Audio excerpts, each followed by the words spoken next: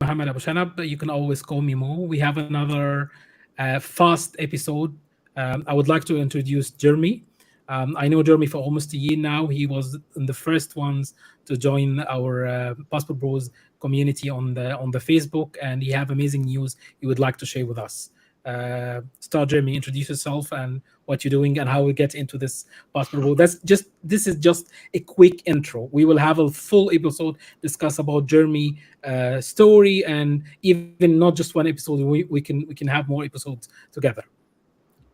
Start, Jeremy. Fantastic, man. Well, my name is Jeremy, and I am a licensed attorney practicing in Texas, and property attorney. And uh, man, we I met Mo about a year ago, and he was just so supportive of us. It was actually when I was kind of in the courtship phase. Is one of the things that's great about dating and marrying overseas is um, the traditional mindset that a lot of these women have, and he was just supportive 100%. So yeah, long story short, we eventually end up getting married. Actually, last week we got married last week, and well, I guess technically week before last was the end of the week, That but yeah, and that's what that's I'm doing amazing now. news. So yeah, so you get married and you pass the bar. That's in just 1 month. Well, yeah, and got sworn in at the right before we got married, so that way she could marry a licensed attorney, a sworn in attorney. Okay. That's amazing news. That's amazing news. Congratulations, man. That's a very good way in getting into the next step. I mean, we'll have more discussion about the journey and how you get into marrying your Filipino wife and why you choose the Philippine in general. I understand that you traveled there and you spent how many months did you spend in the Philippines before Uh, deciding to get into a kind of relationship, long term relationship? I actually I was kind of familiar with the culture because I mean, I'll kind of just quick backstory. I went there in 2017. I was with a young lady. Things didn't quite go as I planned, but I went. I mean, I was all over Luzon, from Manila to Angeles, uh, to up near Banawe, and I was just kind of traveling all around. Went to several different places, and so I had spent initially a month back then, so I was already fairly familiar with the culture, and then working with a lot of them, and because a lot of them are overseas foreign workers in the Middle East, and so I spent a lot of my life in the Middle East. Around those types of people, and around a lot of Filipinos, and then so man, I just went back in 2022, and I went back Oh, okay. Yeah. between then and this past Christmas. That would be what, 4 times. I flew back and forth 4 times. From 2020, August, I'm sorry, August of 2022, December of that year into January, and then May, and then the following Christmas into this past January of 2024, Yeah. and then now we finally got married in April. So yeah, I flew there 4 times. Yeah, that's amazing. So that's one of the things I always advise anyone who would like to get overseas or get into new culture.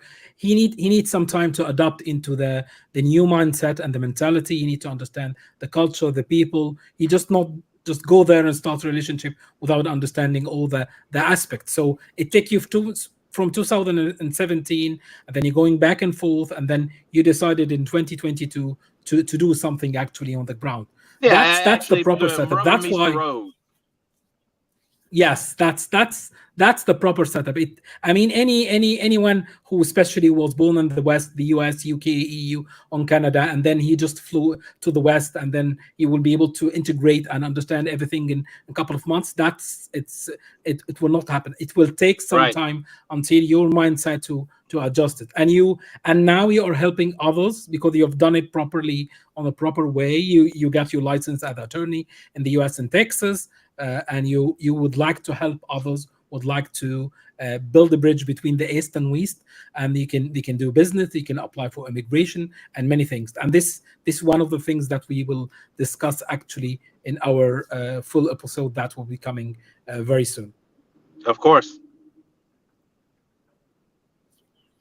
So, what's your general advice to anyone who just starting the journey or like the idea to be? I would like to get a relationship from someone outside. It's a very, you can say, it's a very exotic idea.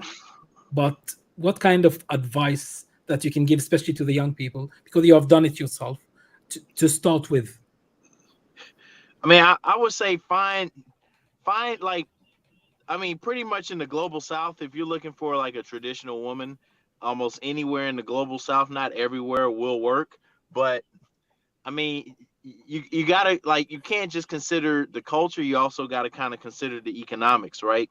Like, I mean, if you're looking at moving there full time, then obviously you're gonna want to. I mean, you're gonna want to have some kind of stability. A lot of places may not have, 24-hour electricity, or it may not be electricity at all in the area, right? So you got to consider that. Do I really need electricity? If so, how much? Right? I mean, you also have to consider the cost of like regular utilities like water. Like, I mean, how am I going to get water? Is it coming through the city water? Is it clean to drink? Do I need to invest in some kind of filtration? Can I get it locally? Do I got to bring it in a shipping container from the west? So, I mean, I would say it's just the basic bare minimum economic considerations is the first thing, because I mean, you can't have a family and survive with a family, if that's what you're looking for, if you can't even keep the basic utilities on. So I would say that, then obviously that kind of dovetails into the culture. I mean, how malleable are you? Like, do you have to have a hot water and an iPhone, or can you just get by with whatever you got, right? Like, you got to take into all those things into consideration. Yeah, They're going, even though the woman can speak English, if you go to an English speaking country, um, it's going you're going to have some cultural issues, whether it be the way that you or your wife, or the woman pronounces the words, or the type of food, the texture of the food. I mean, how you interact with one another. Minute, like, it's going there will be there. I still find that there are some cultural issues that me and my wife deal with. They're small and they're few and far in between, but they still do exist. So, I mean, you gotta be able to definitely, be definitely, flexible. totally agree. Yeah, yeah, definitely agree. What kind of legal risk you have to take? I mean, some people just get into the marriage, they sign the contract, we are legally marriage. Now, what kind of legal issues that you need to be ready before thinking about signing the marriage agreement, or getting into a relationship legally? So, without being a family law attorney in the global South, I would say, just some very prudent legal areas to look out for is to understand. Well, I mean, first off, you know, I would say look at it like any other situation, right? Like, you dig the well before you need it. It's easier to invest in a pound of ounce of prevention than a pound of cure. So, uh, you know, just make sure you know the woman that you're getting with. That's the Yes, simple answer. just is, I And mean, then yes. Yeah, and then you'll knowing some of the understand what rules, the the local rules.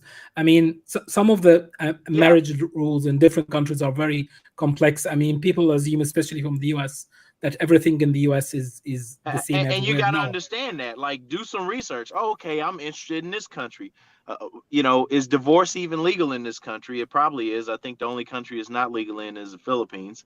uh is it fault based, or no fault, the way it is in the United States, right? Like, what's the burden of proof? And something that's interesting in the Philippines is that, as far as I know, they can't get divorced even if they come overseas, unless, and the way that the courts recognize it is if the foreign citizen initiates the divorce. right? Wow, So understand. so Mm. so kind of understand. I would say, I mean, understand what how they look at marriage and how it's defined in, I guess, whatever statute or jurisdiction you're in, and then understand what the risks are and how it's initiated and how, I mean, because you might decide, man, I don't want to go and live in that other country. Maybe we want to live in a third country that respects family, and doesn't Yeah, doesn't understand. Yeah. participate. So it just depends. That's another option. So, and also one of the things I always advise the community is just how to protect your assets.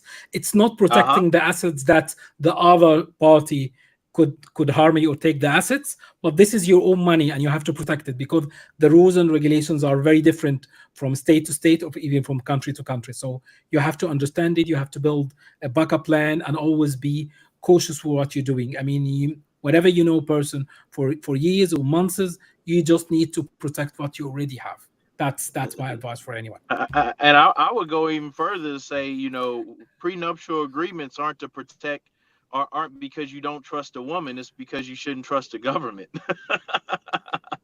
That's what I would. That would be my advice. I wouldn't. Yes, yeah, that's one Insofar of the as the things that United I States, always, yes, it just, I mean, my mojo is build your kingdom, build your. I mean, you don't have to. It's not just about the building trust with governments, but you will be your own government. You will be your own kingdom, and you right? will have the rules and regulations from different places, and then you can use it for your own goal. Okay, that's all. We're almost 12 minutes now. We just This is a quick brief introduction. We have a lot of things to discuss further. We will have more episodes with Jeremy, and he will share his journey, his experience, and we will have a lot of things to talk. Thanks so much, Jeremy, for joining. That's amazing, and always stay global, my friends. All right.